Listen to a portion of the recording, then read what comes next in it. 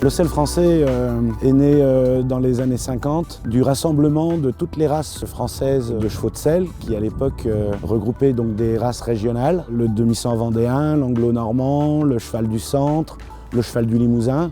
Donc on a rassemblé toutes ces races autochtones pour créer donc, le livre généalogique du sel français. Alors les caractéristiques originelles, je dirais, de la sélection, c'est un cheval solide, un cheval dur, un cheval qui aime participer à ce qu'on lui fait faire. C'est un cheval qui a un très bon mental, un bon respect naturel, qui manquait peut-être un tout petit peu de locomotion et d'élasticité, ce qui a été compensé depuis une vingtaine d'années par l'ouverture à des studbooks étrangers qui ont malgré tout apporté ce qui manquait un petit peu. Il se développe surtout en saut d'obstacle, c'est la discipline de prédilection en France, c'est la discipline la plus pratiquée et beaucoup depuis quelques années au niveau du concours complet d'équitation. On demande effectivement à ce que les chevaux, comme je vous disais tout à l'heure, soient solides, soient courageux naturellement, respectueux.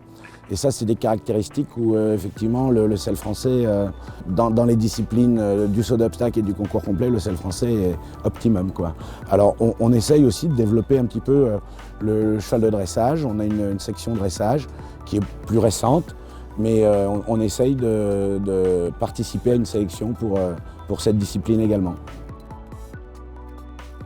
Le studbook a sa première mission, c'est la tenue du livre généalogique. Je dirais que c'est une mission très importante au niveau zootechnique, la sélection des reproducteurs, la diversité génétique, le contrôle de performance, s'assurer que les choix et les stratégies de croisement répondent à nos attentes. Ensuite, on a une mission, je dirais, sociétale, faire en sorte que les éleveurs se rencontrent, comparent les produits qu'ils nous montrent.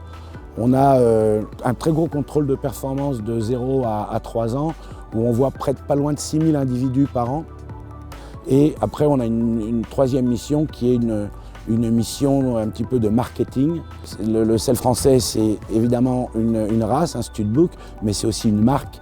Donc promouvoir la marque le plus possible sur le territoire national, mais aussi à l'étranger, faire en sorte que ça soit un cheval que les gens aient envie d'acheter. Donc pour ça, il faut le produire comme le marché le souhaite et ensuite en faire la promotion partout. Et d'ailleurs, on s'aperçoit que de nombreux cavaliers étrangers sont équipés de chevaux sel français. C'est un cheval qui fonctionne très bien dans le concours complet et le saut d'obstacle. La preuve en est, c'est qu'en 2020, nous sommes deuxième du classement WBFSH à la fois en saut d'obstacle et en concours complet. Malgré tout, il y a beaucoup de studbooks, il y a plus d'une cinquantaine de studbooks répertoriés à la WBFSH, donc c'est quand même des bonnes places. Les objectifs sont toujours de continuer à progresser, et ça c'est un travail de tous les jours, tous les ans, à travers toutes les manifestations, les regroupements, la sélection qu'on organise en région et les championnats. On essaye d'orienter les éleveurs pour tendre vers un cheval qui réponde au marché. C'est ça, je pense qu'on ne peut pas s'écarter du marché. C'est important, produire un cheval de sport, c'est aussi le vendre. Et pour le vendre le mieux possible, pour que les éleveurs aient un intérêt économique à travailler dans cette production.